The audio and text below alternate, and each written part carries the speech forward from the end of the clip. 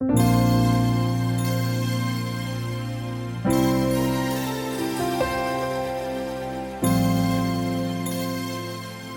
우리 정부와 선교가 그 위기에 대해서 가장 적극적으로 대응하는, 위기 관리에 대해서 가장 적극적으로 대응하는 게 전도와 선교다라는 이해가 되고, 다들 그런 이해. 그리고 이제 지금 우리는 어떤 영적인 위기에 대해서 좀 민감한 편인데, 오히려 삶에 대한 위기는 연결돼 있는데 그거에 대해서는 좀 공감하지 않나, 이제 그런 생각을 해보면서, 저는 그래서 지금 제가 키리기에 대한 사례 발표를 제가 할 텐데, 저는 결론에서도 한번 말씀드리겠지만, 이것은 지금 우리 위기에 대한 개념, 우리 선교에 대한 개념, 이게 다 연결이 있다, 그런 생각을 좀 해보게 됩니다. 키르기스탄 잠깐 말씀드리면 저기 있습니다. 중앙아시아. 중국하고 붙어 있습니다. 중국과 천사산맥을 사이에 두고 중국과 키르기즈의 가장 낮은 고도가 3,600m입니다. 그래서 실크로드의 딱 중심 지역. 근데 위로는 카자흐스탄, 왼쪽으로는 우즈베키스탄, 아래로는 카자키스탄인데요. 키르기즈는 크지 않습니다. 딱 한반도만한 사이즈고요. 요렇게 생겼습니다. 근데 오른쪽에 수도가 비슈케크이고요. 남쪽에 제2의 도시가 오슈라는 곳인데, 키르기즈에 저희 한국인 이제 사역자 협의회 회원으로 가입되는 분들이 약 180 정도 됩니다. 그리고 이제 남부 쪽에 한 20가정, 그리고 수도 비슈케크와 그 주변, 우리가 말하면 경기도권에서 약 160 정도 가정이 있는데, 사실 좀 오픈되어 있고 선교사회가 이렇게 모여 있고 이러기는 아마도 또 인구 대비 키르기즈가 지금 700만 정도 되는데 인구 대비로는 가장 지금 많지 않은가, 그런 생각을 좀 해보고요. 키르기즈에서 발생했던 위기들, 지난 이제 구소련이 무너지고 나서 지금 약 32년 정도 되는데 이런 것들이 있었습니다. 개인 테러, 실제 정말 테러를 당해서 목숨의 위협을 받은 분도 계시고요. 폭동은 이제 뒤에 혁명하고 연결되는데 폭동도 여러 차례 사실 발생했습니다. 그리고 민족 분쟁도 2010년도에 남부 지역에서 우즈벡과 키르기즈 민족들이 분쟁가 있어서 그 당시에 우리 대사관에서 전 세계를 뛰어가면서 탈출시키는 그런 일들도 있었는데요. 이것 때문에 그 지역 경제가 엄청 피하기도 하고 아직도 요 상처들이 좀 남아 있습니다. 그리고 최근 이제 코로나사에 국제전도 있었어요. 키르기즈랑 남부 이제 타지키스탄에 포스토베어 총질하고 이런 국제전들이 사실 있었어요. 최근 일이죠. 그리고 주변국, 이것도 최근 일인데요. 원래 그동안 보통 위기 탈출을 하면은 키르기즈에서 이제 탈출을 하는 것들을 보통 생각을 했는데, 특별히 이제 각국의 대사들 모이면 그런 이야기를 했답니다. 근데 이제 카작 알마티에서 사실 폭동이 나서 그때 이거 별로 알려진 소식이 없는데 그때 2주간 미국 대사관에서는 키르기즈로 대피해 있었어요. 2주간. 그리고 러시아 전쟁도 있었고요. 혁명도 키르기즈가 중앙아시아에서 유일하게 3번의 시민혁명을 통해서 정권을 바꾼다는 겁니다. 좀 세죠. 그리고 마지막 3번째는 코로나 기간 중에 바뀌었어요. 그래서 일주일 전에 감옥에 있던 정치범이 대통령이 됐습니다. 그리고 지진도 최근에는 두어 달 전에도 저희가 건물에 느낄 정도의 지진이 있었어요. 그래서 지역마다 좀 차이 있는데 어떤 분들은 밤새 밖에 대피해서 나와 있던 분들도 있었고요. 과거에는 한 지역 마을이 폭삭, 이제 흙집으로 되어 있는 폭삭 무너진 그런 일들도 있었고요. 최근에 뭐니 해도 세계적인 병역권 코로나19라는 있었죠. 키르기즈에는 제가 키르기즈 한 30년을 쭉 살펴봤을 때 개인들이 겪는 뭐 교통사고나 이런 것들 말고 저 개인 테러를 비롯해서 전체적으로 겪을 만한 위기 사항들은요 다 있었더라고요. 그리고 앞으로도 저런 위기들이 충분히 있을 가능성이 농후한 나라, 요거를 좀 사전에 이해해 보시면 좋을 것 같고요. 지금 이제 제가 사례 발표는 우리 한인 사역자들 협의회에서 이 코로나19를 어떻게 이제 지나왔나 요걸 중심으로 좀 발표를 하겠습니다. 코로나19에 대한 피해 사례는 구체적으로 키르기즈는 2020년부터 2022년인데 구체로 따지면 2020년 3월부터 좀 시작이 됐고요. 2022년 2월 정도에 마무리가 됐습니다. 근데 그 락다운이 사실 락다운이 2020년도 3월, 4월에 락다운이 있었거든요. 한 5달 정도 있었던 것 같아요. 근데 뒤돌아보면 그때가 피해가 제일 적었을 때예요. 락다운이 걸려서 적었는지 어쩐지는 모르겠는데 본격적으로 우리 한인 사역자들에게 피해가 있었던 것은 그해 20년도 7월부터 있었습니다.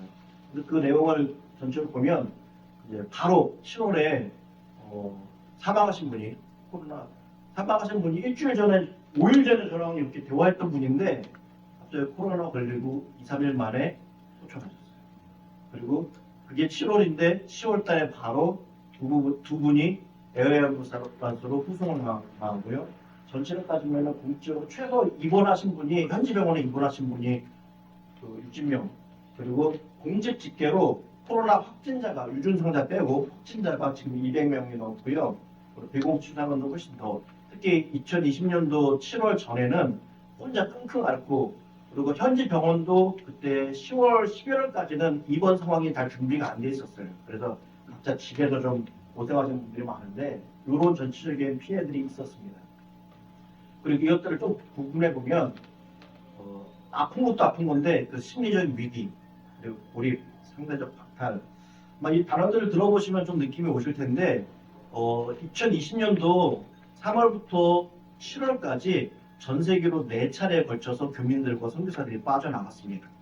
근데 그 과정에서도 어떤 분들은 본부나 또 재정 이런 것들이 허락이 돼서 빠져나가신 분들도 있고 어떤 분들은 공복을 했는데 있겠다 본인의 선택에 의해서 남으신 분들도 있고요.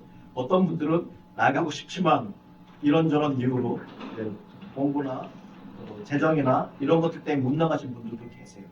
근데 제가 이건 공식 통계는 아닌데 제가 짐작컨대 선교사님들 전체에서 전체 체류 인원이 50% 미만으로 떨어지지 않았을까 20년도 하반기에는 그렇게 생각해 보는데요.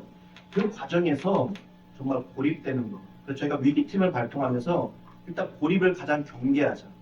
고립시키지 않도록 연락하고 물론 만나는 거는 오프라인으로 만나는 건 쉽지 않겠지만 그거를 경계하자. 그리고 상대적인 박탈은요. 간단한 예를 들면 코로나 기간에 은혜가 정말 많았거든요. 근데 누군가의 은혜가 누군가의 실족함으로 연결되더라고요. 저분은 저렇게 은혜 많이 받았는데 왜냐하면 가장 연약한 상태에 있다 보니까 자그마한 것이 큰 데미지로 오는 상대적 박탈도 이게 경제적인 거든 심리적인 거든 관계적인 거든 다 포함해서 이게 만만치 않더라고요. 그래서 이게 아픈 것도 아프지만 큰 고통이지만 그 다음에 밀려오는 심리 위기가 만만치 않다는 것을 정말 많이 경험을 했습니다. 그리고 경제 위기는 다들 많이들 경험하셨겠지만 후원금이 바로 끊기는 경우도 적지 않았어요. 적지 않았고 어떤 경우는 또 오히려 늘기도 하고 끊기는 것도 적지 않았고 저희도 락다운이나 기타 등등에서 물건들 사는 거나 이런 것들은 상당히 또 어려웠던 환경들이 그 2년 만에 또 있었습니다.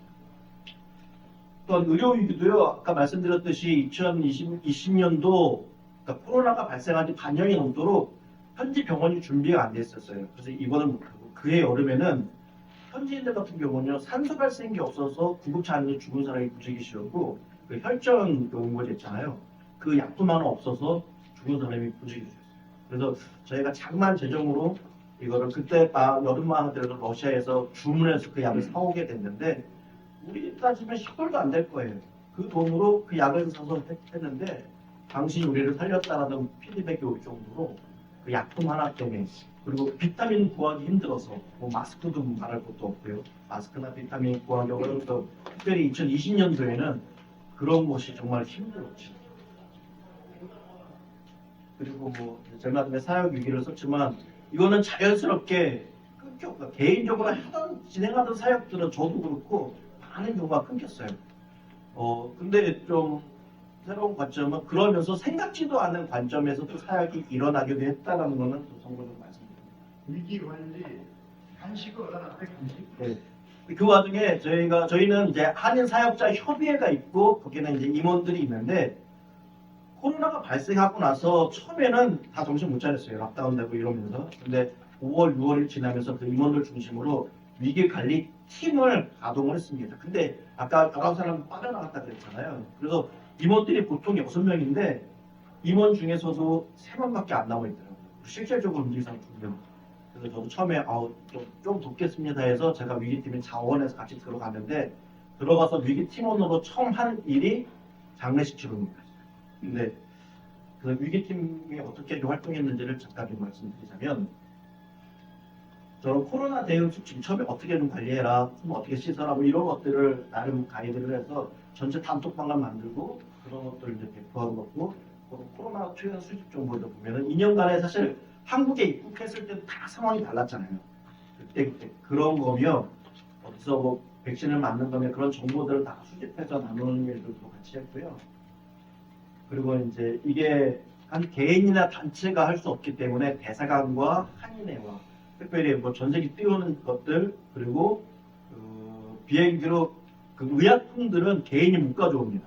특히 이제 그 비타민 앰플 같은 것도 이게 그 개인이 못 태우더라고요. 그런 것들도 대사관의 협조를 받아서 개인이 가져오고 타기관과의 협력. 그래서 저희 한인 사역자 협회 위기팀도 있었지만 한인회 중심으로 전체 위기팀도 있었어요. 그리고 의료 지원. 저희 팀 안에서는 진짜 저희가 선교사님들 중에서도 이제 의사가 가정학과 선생님이 계셨는데 현지 병원하고도 잘 연계해서 같이 협력하는 일들을 했죠. 그리고 비타민 앰플 같은 경우는 현재 간호사 그 주사를 놔주고 해주는 그 연계 역할까지 했습니다. 그리고 제일 중요한 것 중에 하나는 식사 지원. 다 경험해봤겠지만 코로나가 딱 걸리거나 유증상자만 돼도 그 안에서 식사를 해먹기 힘듭니다. 특히 자녀들. 그래서 저희가 코로나 확진자뿐 아니라 유증상자가 있는 경우에도 기본 2주에서 한 달을 식사 지원을 했어요. 그러니까 일주일에 한 2번씩. 그렇게만 해도 일단 먹는 문제가 해결이 돼서 처음부터 했던 일이 식사 도시락 배달이었어요. 한인 식당들 한 3곳과 같이 연계해서 그 일들을 같이 했습니다. 그리고 실제 전 격리장소 지원 같은 경우는 저도 바로 혜택을 받았는데 저희가 공교롭게 저희 아내랑 둘이 동시에 걸려서 둘 다 입원을 해야 됐어요. 저희가 아들만 셋이거든요. 지금 이제 좀 컸지만 근데 아들들 때문에 사실 입원 시기를 며칠 놓쳤어요. 근데 저희가 입원할 때 저희 아들들이 따로 격리하고 식사가 제공할 수 있는 장소를 마련을 해서 저희가 마음 편히 입원할 수 있었어요. 그리고 재정 지원도 사실 그때 장례식을 치르는 일들도 처음에 거기에 대중들이 들어가는데 준비된 게 없잖아요. 위기팀 재정으로 먼저 지출을 하고 후에는 뭐 일부는 지원을 하지만 일부는 간다 그런 일들 그런 격리장소 지원도 장소만뿐이 아니라 필요한 재정들은 일부 지원하는 일들을 했습니다. 그리고 이제 심리 지원은 특별히 유증사나 이제 격리자에게 우리가 찾아 만날 수는 없지만 매일 위기팀원 중에 한 명의 가족 담당이라는 분이 매일 통화를 해서 상태가 어떤지 그냥 그것만 알아보는 게 아니라 이분의 심리 상태가 어떤지 대화하는 거 그거를 상당히 이제 무게감 있게 중요한 일로 다뤄서 좀 했습니다.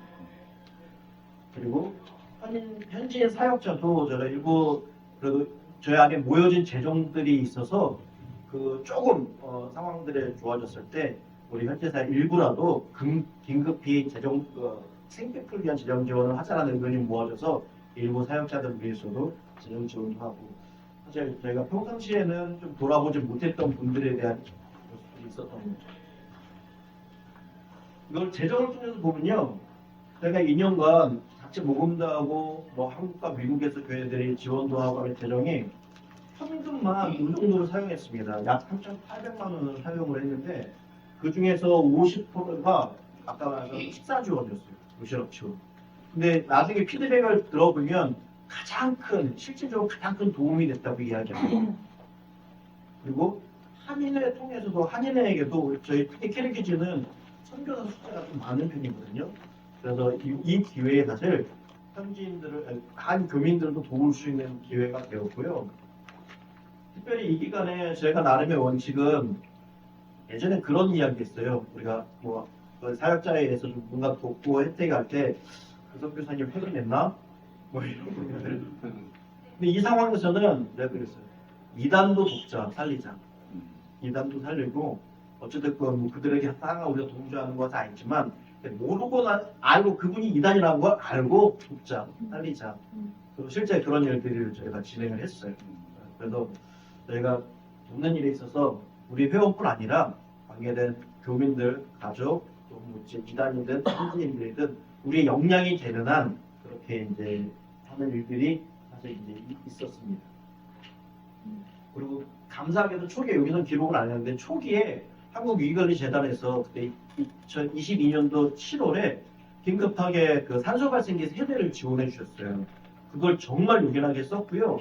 조금 그거로 손 돌리면서 각 단체에서 한 대씩 그렇게 마련들을 하고 그래서 나중에는 그것들을 통해서 다른 현지인들이나 다른 이제 우리 중국인 사역자라든가 이렇게 좀 도울 수 있는 일들이 좀 발생했습니다. 그래서 정말 이 자리를 빌어서 우리 뭐 세계를 대표하진 않지만 한국과 미국 교회 많은 분들이 정말 마음을 갖고 도왔던 것 정말 좀 감사하다고 표현하고 싶고 그리고 제가 예전에 한국 위기관리재단 이렇게 한번 인사를 드리고 싶었는데 그래서 기회를 놓쳐서 못 드렸는데요. 하여튼 정말 감사한 일들이 많았습니다. 근데 지금까지 앞에 이제 코로나 2년을 아주 제가 짧게 위기관리팀을 이제 말씀을 드렸는데요. 제가 생각해보니까 키대기전에 코로나 상황 가운데 있을 만한 일들은 거의 다 있었던 것 같아요. 네, 사망도 있었고요. 에어앰뷸런스로 후송하는 일도 있었고요. 그리고 뭐 입원하는 것도 아주 한둘이 아니라요. 태반이 입원을 하고요. 보통 체류 인원 기준으로 봤을 때는 보통 두세 번 코로나를 거치고 그리고 뭐 일종의 전세 비행기로 탈출도 하고 현재들 간에 그런 아픔과 죽음도 수많이 경험하고요. 그런 위기들도 정말 웬만한 것들을 다 경험했던 것 같은데 그걸 보내면서 하나 더 붙이자면 위기관리팀은 제가 또 빨리 지나서 그냥 이런 일들이 했습니다라고 말씀드려서 조금은 이해가 안 되실 것 같은데 한마디만 더 붙이시면요. 위기관리팀은 원칙적으로 사실 위기관리는 개인과 각 단체가 하는 게 맞습니다. 이해되시죠? 각 단체랑 뭐 GMS든 뭐 GP든 이런 단체들이 어떤 면에서 멤버 케어보다 좀 더 넓은 개념에 있어서 각 개인과 단체. 근데 지금 코로나 상황은 그게 감당이 안 되는 상황이었어요. 특히 아까 네 차례 걸쳐서 탈출했다는 말씀도 드렸는데 비교적 유닛이 많은 단체도 몇 가족이 빠져나가니까 서로 케어가 안 되는 규모로 줄어들더라고요. 그리고 키리 기준은 180 유닛 중에 그러니까 2 유닛 이하의 흔히 말하는 이제 단체 구성이 안 되는 제공 구성이 안 되는 독립이 40가족이 넘습니다. 그분들은 기본적으로 케어가 안 되고 서너 가정, 5가정, 대여섯 가정의 단체들도 많이 있는데 거기서 두세 가정이 빠져나가면 전혀 케어가 안 돼요.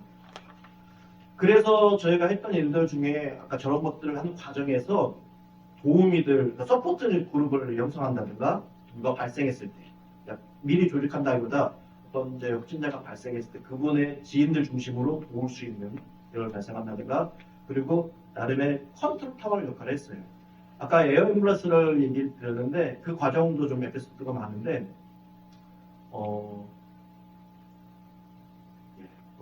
좀 조심스럽긴 한데 근데 그 했던 역할은요 에어 앰뷸런스를 띄우기로 했어도 진행이 안 됐는데요. 그리고 위기팀에서 제가 그때 합류를 했는데 한국의 단체 그리고 당사자 여기 현지의 단체 그리고 병원 대사관 한인 그리고 그리고 에어 앰뷸런스를 띄우는 그 회사 이것들을 한데 엮어서 그 중심의 역할을 연결시켜주는 역할을 했어요. 그래서 저는 에어 앰뷸런스 되게 간단하게 생각했는데 돈 많이 생각인 줄 알았는데 전혀 그렇지 않더라고요. 저희가 중국과 러시아의 대사관들도 협조하고요. 영문을 통과해야 되니까 협조하고 현지 병원 그리고 한국의 병원이 다 세팅이 다 돼야 되고 정말 복잡한 일이 있더라고요. 그리고 이제 재정도 정말 저는 그렇게 많이 드는지 몰랐어요. 최소 미니멈 저희 캐리기 중화자 기준에서는 한 사람이 최소 1억 3천이 두 분이 하나를 이용해서 아마 2억이 좀 못되게 들지 않았을까 싶은데 여기서 아까 제가 위기들 중에 제가 한 가지를 좀 덧붙이자면 좀 조심스러운 이야기는 하지만 우리 안에 좀 그래도 우리 이 모임에 있어서는 좀 알았으면 좋겠다 싶어서 아까 저 심리적인 것도 이런 것들을 말씀드렸잖아요. 위기관리를 초기에 막지 않으면 시간이 갈수록 더 큰 대가로 치른다는 이야기를 보통 하는데 구성된 그 두 분이 원래 초기에 확진되기 전에 본인들이 비행기표를 끊어서 나갈 계획이 있었습니다. 근데 그때 한국에 공교롭게 분위기가 안 좋을 때였어요. 선교사들 들어왔을 때. 그래서 본부에서 지금 분위기 안 좋으니까 들어오지 말아라고 거절을 당했어요. 근데 그분들이 연세도 많고 제일 시니어 분들입니다. 근데 공교롭게 그 거절 당하고 비행기표 캔슬 시키고 하루 이틀이 안 돼서 코로나 확진이 걸리셨어요. 그리고 그때 거주지가 비슈케크에서 약간 외곽에 이제 산 쪽에 계셨는데, 그리고 연세가 아무래도 있었으니까 더 그랬겠죠. 급속도로 하루 이틀 사이에 악화가 됐는데, 그때는 저랑 이제 우리 의사 선생님하고 했을 때는 일단은 비슈케크에 내려오도록 하자. 그리고 감사하게 그분들도 현지 병원에 입원을 할 수 있었어요. 그리고 그 과정에서 악화가 되니까 본부에서 우리 에어에버스 띄울까? 본인에게 물어보셨대요. 근데 어떠시겠어요? 우리 선교사님들 본부에서 에어에버스 띄울까라고 제안을 하신다면 감사합니다. 흔쾌히 받으시겠습니까? 쉽지 않잖아요. 게다가 제 짐작에는 우리 선교사님이 약간 마음도 상하지 않으셨을까. 그래서 거절하셨대요. 제가 그 얘기를 듣고 조금 화를 냈어요. 그걸 본인한테 물어보면 어떡하냐고. 주변에서나 옆에서 보고 판단을 해야지. 그걸 본인에게 물어보면 어떡하냐고. 실제 위기 상황이 발생하면 저도 위기관을 쭉 해서 저 상황에서 했지만 제가 코로나 딱 걸리니까요. 다르더라고요. 판단이 아니에요. 판단이 돼도 이렇게 해야 되는 거 알지만 다른 상황 때문에 미루게 돼요. 그래서 아까 말씀드린 것처럼 입원 시기를 2, 3일 늦췄습니다. 그래서 고생을 진짜 했습니다. 그래서 제가 그 선교사님을 설득했어요. 선생님, 그리고 이 에어버스 본부에 띄운다는데 다시 추진해도 되겠습니까? 근데 그 선교사님이 본인은 괜찮은데 아내를 이대로 보낼 수 없겠다 싶은 마음에 더 악화가 됐었거든요. 추진해 달라고 말씀을 해주시더라고요. 알았다고. 그래서 제가 요 현장에 있는 우리 그 단체 대표하고 연락을 하면서 여행부사를 추진하기로 결정을 했어요. 그분들이 본부. 제가 할 수 있는 게 아니니까. 근데 놀라운 건요. 띄운 것도 아니에요. 띄운 걸 추진하기로 결정했다는 소식을 듣는 그 순간부터 회복이 되시더라고요. 그러니까 심리적인 타격과 심리적인 아픔이 얼마나 큰지를 정말 실감할 수 있는 사건이었는데요. 아주 놀라운 일이었습니다. 근데 제가 본부 입장들도 사실 그대로 예를 들어 그대로 그분들이 정말 안 좋은 상황이 됐다면은 그 단체는 선교사들 사이에 정말 원망을 들었을 것 같아요. 근데 그럼에도 불구하고 지금 늦게라도 결단하고 한다는 게 결코 쉬운 일은 아닙니다. 큰 재정도 들고 결코 쉬운 일 아닙니다. 그래서 제가 그때 연락하면서 그 단체 관계대표한테도 키르기즈 선교사를 대표로 제가 편지도 드렸는데 정말 감사한 일이죠. 근데 덧붙이자면은 제가 심리적인 걸 말씀을 드렸는데 이건 제가 좀 이따 다시 드릴게요. 근데 그런 상황들이 있었다는 것을 좀 이해해 주셨으면 좋겠고요. 후속 조치는 실제 그 코로나 기간과 함께 더불어서요. 그 위기 팀원이 전체가 20개월간 16명이 섬겼는데요. 한 사람이 길게 섬기지 않도록 조치됐어요. 이해되시죠? 이게 쉽지 않아요. 저도 처음에 한 6개월 하고 잠깐 쉬었는데 6개월하고 쉬어야지가 아니라 더 하면 안 되겠더라고요. 그래서 잠깐 쉬고 멤버들을 계속 할 수만 있으면 교체했어요. 근데 멤버 섭외가 쉽지 않았습니다. 그 당시에 많이 빠져나가기도 했고 또 연로하신 분들, 그러니까 요 위기 팀원으로 활동할 수 있는 분은 사실은 제한적이에요. 다 하고 싶다고 다 할 수 있는 것도 아닙니다. 그래서 팀원을 섭외하는 것도 쉽지 않았지만 그럼에도 불구하고 이게 그 한 번 섬기는 기간을 좀 짧게 했어요. 그 위기 팀원에 대한 그 케어 문제 때문에. 그리고 그분들을 위해서 지속적인 감사와 격려가 일어났어요. 주변에 많은 분들이 진짜 수고하고 감사합니다. 이렇게 도시락도 보내주시고 격려도 해주시고 진심으로 그런 격려들이 일어나서 이런 감사와 격려가 팀원들한테도 정말 큰 격려가 할 수 있는 힘이 되었던 것 같습니다. 그리고 자체 브리핑들 그 팀원을 갖고 인수인계를 할 때마다 그리고 마지막 22년도 2월에 마칠 때요. 그게 다 모여서 우리가 전체에서 그들에게 감사를 표했지만 자체도 왜냐면 같이 그거를 경험한 동지들이잖아요. 그거를 좀 같이 좀 나누는 시간들을 가졌고요. 전체 우리 한인 사역자들 같은 경우는 전체 모임을 통해서 우리가 그동안 어떤 일들을 겪었는지 말씀으로도 나누고 그런 고백들 하는 시간들을 가졌고, 근데 해보니까 저희가 지내면서 제도와 사랑과 지정 이 세 가지가 필요하다. 제도는 사실은 개념 문제거든요. 근데 처음에 그 20년도에 위기팀이 시작될 때는 제도 없이 부랴부랴 그냥 상황이 벌어졌으니까 한 거였어요. 근데 하려고 보니까 사람이 없네. 더군다나 준비된 사람. 이 사람 모으는 게 정말 쉽지 않았습니다. 그리고 재정도 어떻게 채워졌지만 준비된 재정이 아니었어요. 그래서 요 세 가지를 마련하고자 저희가 회칙에 상시 위기 관리팀이라는 개념을 회칙에 넣었어요. 그래서 저희가 지금 한 1,000만 원 정도의 재정이 지금 마련되어 있고 이거는 건들지 못합니다. 위기 상황에 될 때. 요 상황은, 요 내용은 제가 좀 더 딱 봐서는 선뜻 이해는 안 되실 것 같은데요. 요 세 가지 위기관리팀 운영 규칙이라는 큰 틀, 예를 들어 복 같은 겁니다. 그리고 위기관리 매뉴얼, 비상계획, 요거 혹시 나눠 보셨나요? 여기 보면은 위기 대응 방안인데 여기는 개인과 전체에 대한 내용들이 담겨 있는데요. 특별히 위기관리 비상계획은 개인의 사항 어디까지가 고민했어요. 근데 개인 사항은 다루지 않는다. 개인의 사항은 우리 개인과 단체에 맡기자. 우리 전체가 할 부분, 예를 들면 지진, 폭동, 이런 전염병 같은 거, 그리고 탈출을 위한 이런 것들은 우리가 다루자, 이런 거를 틀을 마련을 했습니다. 그래서 이렇게 이게 수도 뷰식회계인데요. 거점센터라는 걸 마련했어요. 일단 장소, 상황이 딱 발생해서 위기팀이 가동되고 위기팀의 몇 단계에서 위기팀장이 판단해서 거점으로 모여야 된다. 그러면은 이 도시 외곽에 두고 도시 안에 6곳으로 딱 모이도록. 그래서 이거는 사실 한인회와 대사관과 같이 협조가 돼서 탈출을 얘기한 단계입니다. 그러니까 이런 일은 일어나면 안 되죠. 정말 이렇게까지 가면 정말 그럼에도 불구하고 마련을 해놨습니다. 어떤 제 틀을.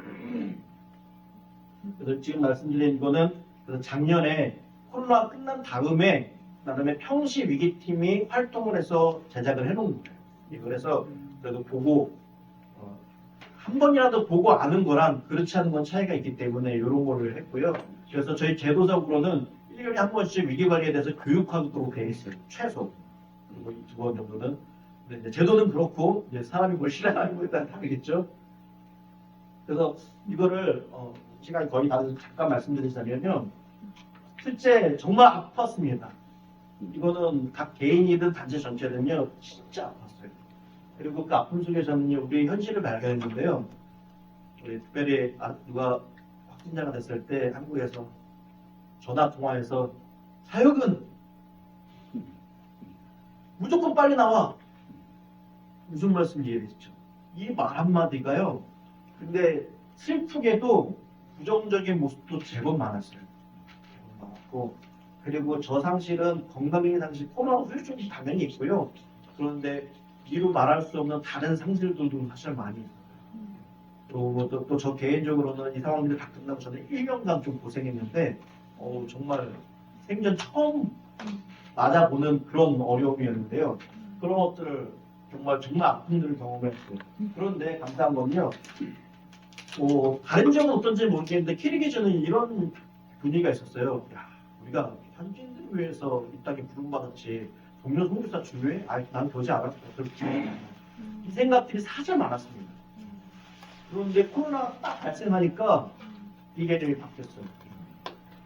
그리고 멤버 케어, 그리고 선교에 대한 새로운 관점이라는데 저 개인적으로는 우리가 현지인들, 키르기즈인들 이분들을 섬기겠다고 왔는데 나보다 더 가까운 내 동료 선교사도 못 섬기는데 이게 사실은 좀 말이 안 되는 거예요. 이해되시죠? 그래서 선교에 대한 개념들이 정말 많이 바뀌었고요. 이걸 마치면서 말씀이 돼야 될 것 같은데요. 고립과 단절은요, 그냥 추상적인 개념이 아니라 아주 실질적으로 육적인 단절이든 심리적인 단절이든 정말 가장 위협이 사실 위기라는 것 자체가 사실은 저거예요. 그래서 할 수만 있으면 고립시키지 않도록, 단절시키지 않도록, 연결끈이 되도록. 근데 그거 아세요? 코로나 기간에도요, 전화 통화들 잘 안 하더라고요. 근데 근데 전화 한 통화 격려의 메시지 이 한마디가요 정말 사람을 살립니다. 근데 우리 목사님 우리 성도님들 목사님 성도님들 진짜 파송한 성도님들요 물론 후원분들 많이 보내셔야 되겠지만 전화 통화 따뜻한 문자 메시지 진짜 중요합니다. 그리고요 이제 이게 우리과 간주가 연결되는데요 아픈 사람들은 먼저 못 나옵니다. 좀 더 강한 사람, 좀 더 이게 되는 사람이 찾아갈 수 있어요. 왜 제 안 와? 우리 선배님 중에 그런 적이 있어요. 왜냐면 후배고 뭐 하니까 아프면 연락을 해야지. 아프면 연락 못 해요. 특히 코로나 딱 걸리면요 이게 문자도 못 보냅니다. 전화통화 못 합니다. 찾아가야 됩니다. 먼저 좀 여유 있는 분들이. 이게 물질도 그렇고요. 그리고 저는 그래서 정말 함께함 이게 저는 선교하고도 가장 직결된다고 생각하는데 왜냐면 우리가 복음을 전하는 거잖아요. 복음은 사람에 대한 생명을 살리는 일이잖아요. 거기서 사람이 빠질 수 없습니다. 그리고 아까 우리 선교사님 강의해 주셨지만 선교사는 사람이자 하나님의 가장이라는 표현은 귀히 여기시는 사람이잖아요. 근데 도구가 되면 안 되고요. 저는 그렇게 우리가 만약에 여긴다면은 그렇게 우리 선교사들도 여긴다면은 세월이 현재 교회의 많은 열매들도 그들도 사람이 남는 게 아니라 겉모양만 수단이 될 수 있어요. 그리고 실제 키르기스 지금 모 단체가 되게 열심히 특징 있는 단체가 있습니다. 근데 그분들의 좀 피드백, 다른 현지인들 피드백을 보면 우리를 수단으로 여기는 것 같아요. 도구로 여기는 것 같아요. 라는 보고를 하거든요. 그러니까 열심은 조금 내려놓고 오히려 사람 중심을 보는 게 정말 중요하다라는 좀 생각을 하면서 더 얘기하면 안 되겠네요. 시간 벌써 오버해야 돼요. 하여튼 근데 요거는 코로나 상황에서 사실 키르기즈에서 접할 수 있는 좀 특별한 케이스인 것을 전제하고 이해해 주시면 감사하겠습니다. 이상입니다.